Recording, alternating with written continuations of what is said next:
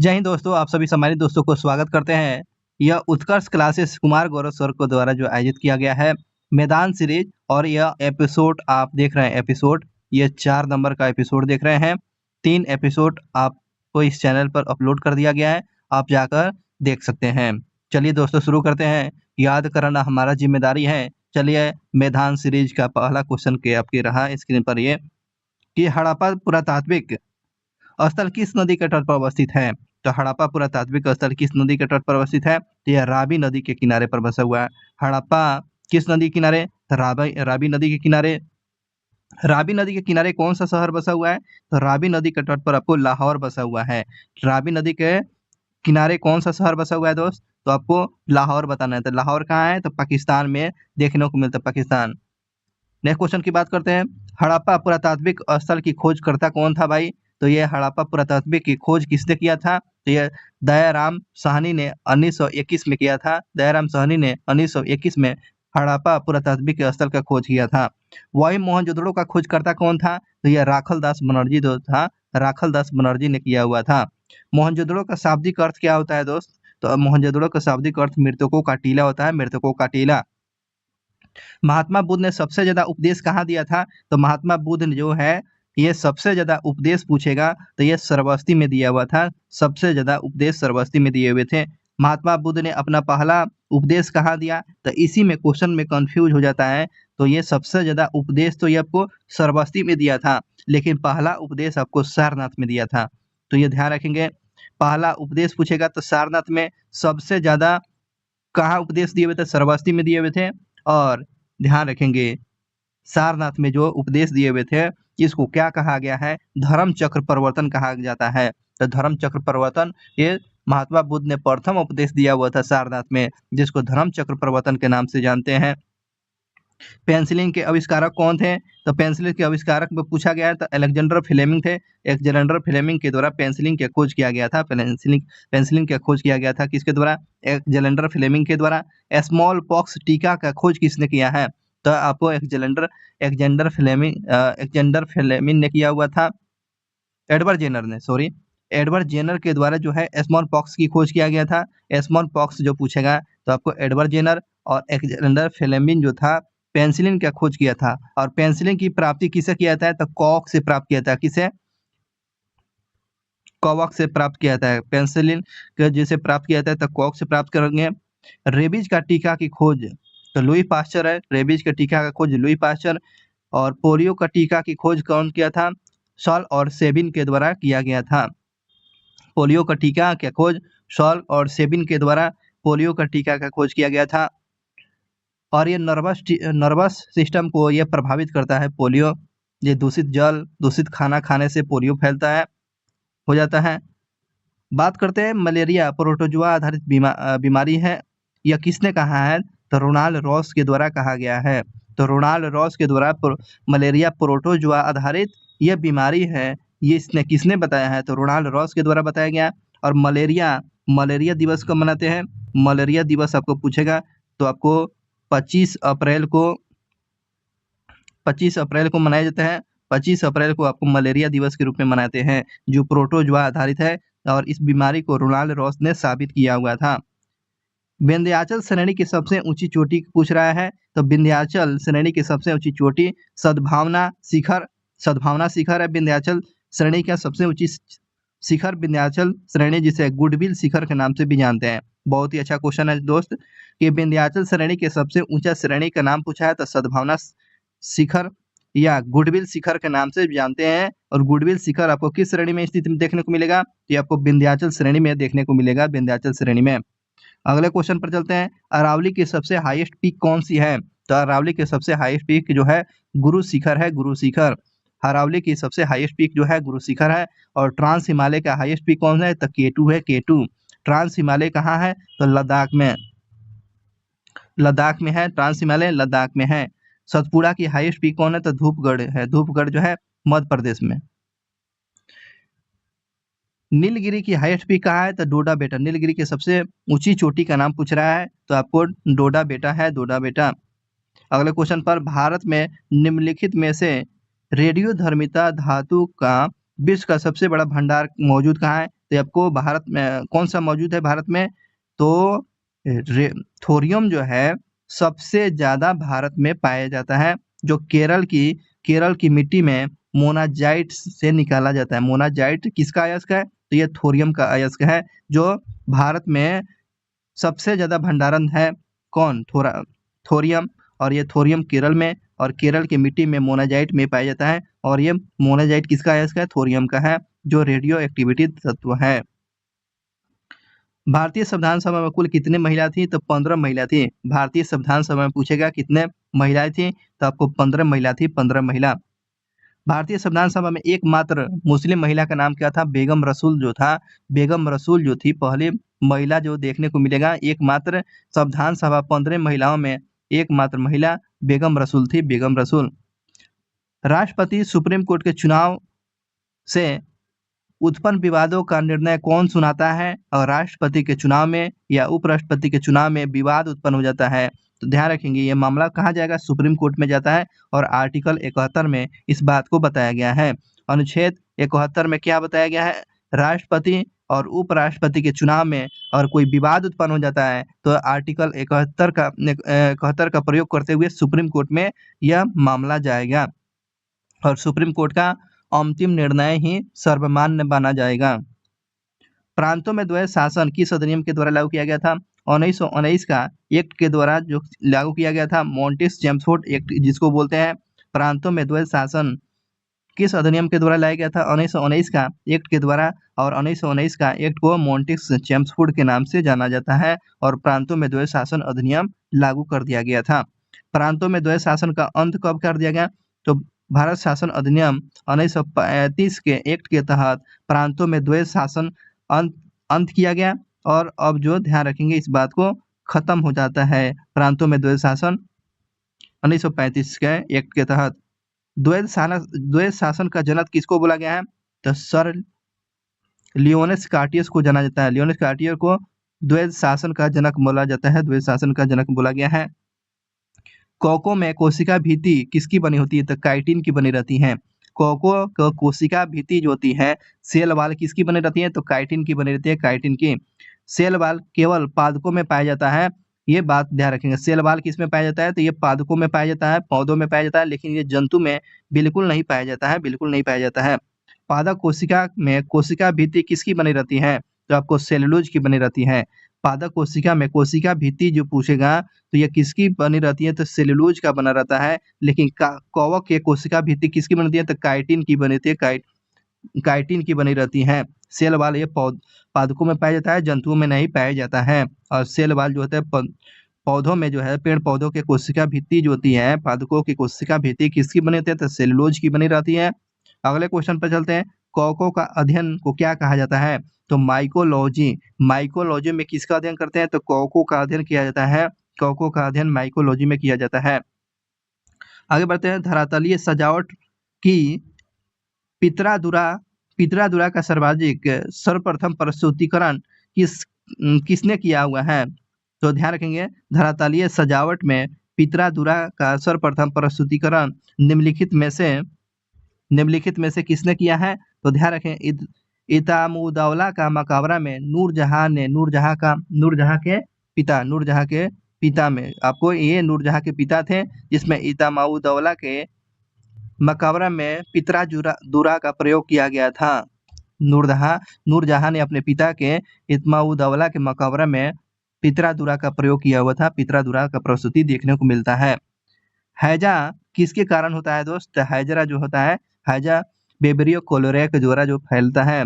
हैजा जो है विब्रियो कोलेरा है ना, और यह दूषित जल के चलते, आगे बढ़ते हैं, जल से फैलने वाला है। अफ्रीका के कालाहारी मरुस्थल में निम्नलिखित में से कौन सी जनजाति पाई जाती है, तो ब्रूसमैन जनजाति पाई जाती है। अफ्रीका के कालाहारी मरुस्थल में कौन से जनजाति पाई जाती है, तो ब्रूसमैन पाई जाती है। तो ब्रूसमैन कहाँ की जनजाति है, तो अफ्रीका के कालाहारी मरुस्थल में यह ब्रूसमैन जनजाति पाई जाती है। किस देश की मुद्रा जो है न्यू शेकेल है, न्यू शेकेल, इजराइल के मुद्रा को न्यू शेकेल बोला जाता है। इजराइल की मुद्रा को न्यू शेकेल बोला जाता है, इस बात को ध्यान रखेंगे। अंतर्राष्ट्रीय मातृभाषा दिवस कब मनाते हैं? तो अंतर्राष्ट्रीय मातृभाषा 21 फरवरी को मनाया जाता है। 21 फरवरी को अंतर्राष्ट्रीय मातृभाषा दिवस मनाया जाता है। चावल, चना, गेहूं, मटर, इनमें से कौन सी फसल रबी फसल नहीं है? तो इसमें चावल जो है खरीफ फसल है। तो इसमें खरीफ फसल है। खरीफ फसल, चावल खरीफ है। रबी जितने ठंडा मौसम में बोया जाता है सब रबी होगा, है ना। तो जितने ठंडा में देखते हैं चना बोया जाता है, गेहूं बोया जाता है, मटर, ये सब रबी फसल है। लेकिन चावल दोस्त जो है खरीफ फसल है, खरीफ। यह फसल अक्टूबर नवंबर में बोई जाती है और मार्च अप्रैल में काट ली जाती है। ये जो फसल जो होते हैं रबी फसल जो की बात कर रहे हैं, ये आपको नवंबर में बोया जाएगा, नवंबर में बोएगा और मार्च अप्रैल में, है ना, मार्च अप्रैल में काट लिया जाएगा। ठीक है। उदाहरण के तौर पर आलू, राई, जौ, सरसों, चना, गेहूं, आप देख होगा अप्रैल मंथ, मार्च अप्रैल में आपको ये सारी चीज फसलों की कटाई कर लिया जाता है और ये रबी फसल है भाई, रबी फसल है, इस बात को ध्यान रखेंगे। देखिए ट्रिक दिया गया है, रबी आरजू के सच्चे गम में डूबा। रबी आरजू के, है ना, रबी रूबी है ना, रूबी आरजू के सच्चे गम में डूबा। इसको याद करिए ऐसे, तो रूबी हो जाएगा, रूबी, रूबी आरजू के सच्चे सच्चे गम में डूबा। अब देखिएगा, रूबी आरजू के सच्चे गम में डूबा, ये ट्रिक बन गया है। तो रबी फसल में कौन हो गया? आर्ज से हो गया, आर से क्या हो गया? और से हो गया आलू, ये आपको रबी हो गया।